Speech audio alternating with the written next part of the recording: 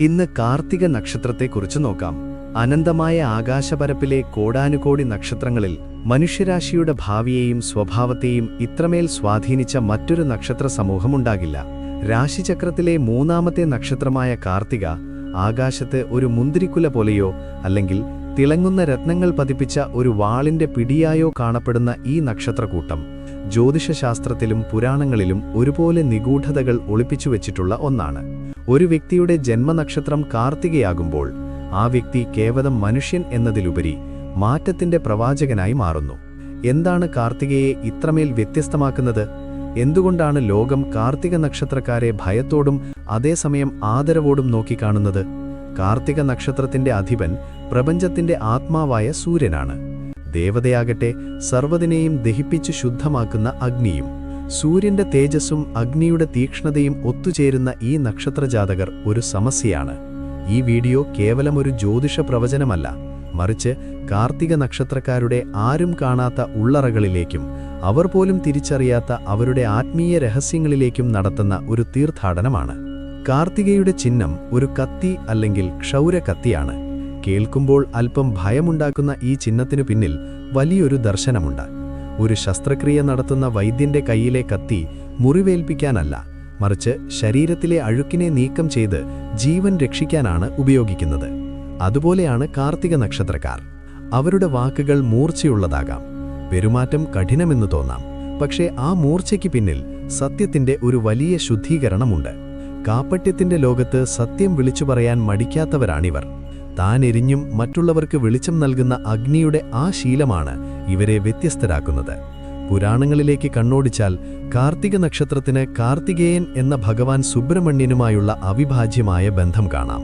ശിവപുത്രനായ സ്കന്ദനെ മുലപ്പാൽ നൽകി വളർത്തിയത് കൃത്തികമാരായ 6 ദേവതമാരാണ്. ഈ പുരാണകഥ കാർത്തിക നക്ഷത്രക്കാരുടെ ജീവിതത്തിൽ ഒരു വലിയ രഹസ്യം ഒളിപ്പിച്ചുവെച്ചിട്ടുണ്ട്.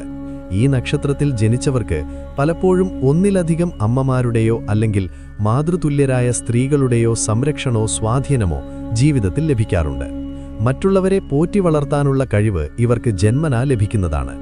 എന്നാൽ ഇതേ കാർത്തിക നക്ഷത്രക്കാർക്ക് സ്വന്തം കുടുംബത്തിൽ നിന്ന് ചിലപ്പോഴൊക്കെ വൈകാരികമായ അകലം അനുഭവിക്കേണ്ടി വരാറുണ്ടെന്നതും ഒരു കാണാപ്പുറമാണ്.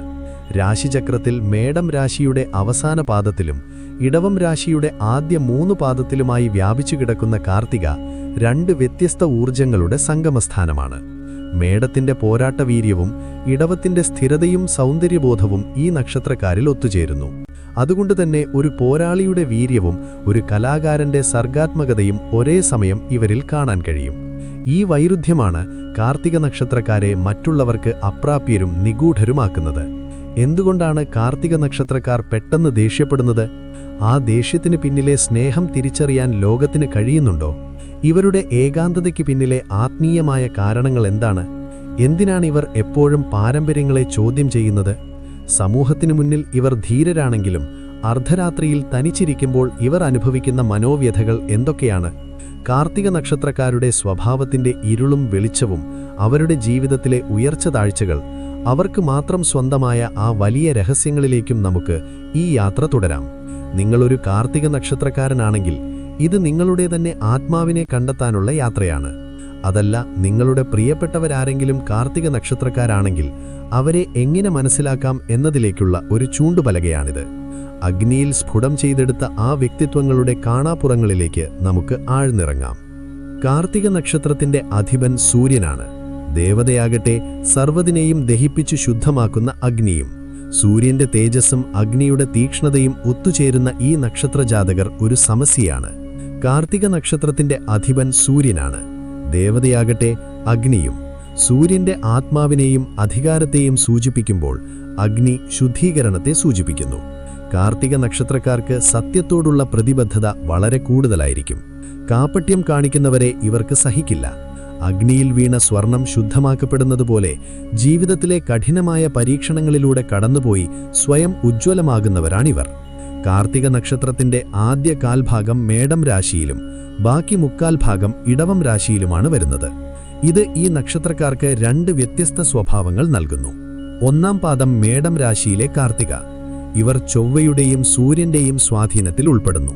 ഇവർ പോരാളികളാണ്, നേതൃത്വ ഗുണമുള്ളവരാണ്. പെട്ടെന്ന് ദേഷ്യം വരുന്നവരാണ്. ഒരു ലക്ഷ്യം കണ്ടാൽ അത് നേടാനായി ഏതറ്റം വരെയും ഇവർ പോകും. 2, 3, 4 പാദങ്ങൾ ഇടവം രാശിയിലാണ് വരുന്നത്. ഇവർ ശുക്രന്റെയും സൂര്യന്റെയും സ്വാധീനത്തിലാണ്. ഇവർക്ക് കലകളോട് താൽപ്പര്യമുണ്ടാകും. സൗന്ദര്യ പിണക്കങ്ങളും ആഡംബരപ്രിയവും കാണിക്കും. കൂടുതൽ സ്ഥിരതയുള്ളവരും എന്നാൽ അല്പം വാശിയുള്ളവരുമായിരിക്കും ഇവർ. പുറമേ നോക്കിയാൽ വലിയ സൗഹൃദ ബന്ധങ്ങളുള്ളവരായി തോന്നും. എന്നാൽ മാനസികമായി ഇവർ വലിയൊരു ഏകാന്തത അനുഭവിക്കുന്നവരാണ്. ജനക്കൂട്ടത്തിന് നടുവിലും താൻ ഒറ്റയ്ക്കാണെന്ന തോന്നൽ ഇവർക്കുണ്ടാകാം. ഇത് അവരുടെ ആത്മീയ വളർച്ചയുടെ ഭാഗമാണ്. ലോകത്തിന്റെ മായകളിൽ നിന്ന് വിട്ടുനിൽക്കാൻ പ്രകൃതി നൽകുന്ന ഒരു കവചമാണിത്. കാർത്തിക നക്ഷത്രക്കാരുടെ ഏറ്റവും വലിയ ശാപം അവരുടെ സംസാരമാണ്.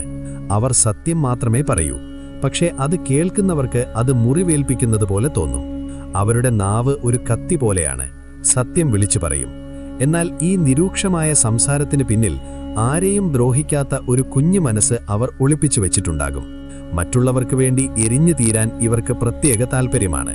പക്ഷേ പലപ്പോഴും ഇവർ സഹായിച്ചവരിൽ നിന്ന് തന്നെ ഇവർക്ക് തിരിച്ചടികൾ ലഭിക്കാറുണ്ട്. മറ്റുള്ളവരുടെ ദോഷങ്ങളെ അഗ്നി പോലെ ദഹിപ്പിച്ചു കളയാൻ ഇവർ ശ്രമിച്ചെങ്കിലും അതിന്റെ ഫലമായി വരുന്ന ദുഷ്പേരുകൾ ഇവർക്ക് സഹിക്കേണ്ടി വരുന്നു. ഒരു സ്ഥലത്തോ ഒരു സാഹചര്യത്തിലോ മാറ്റം വരുത്തണമെന്നുണ്ടെങ്കിൽ അവിടെ ഒരു കാർത്തിക നക്ഷത്രക്കാരൻ എത്തിയാൽ മതി.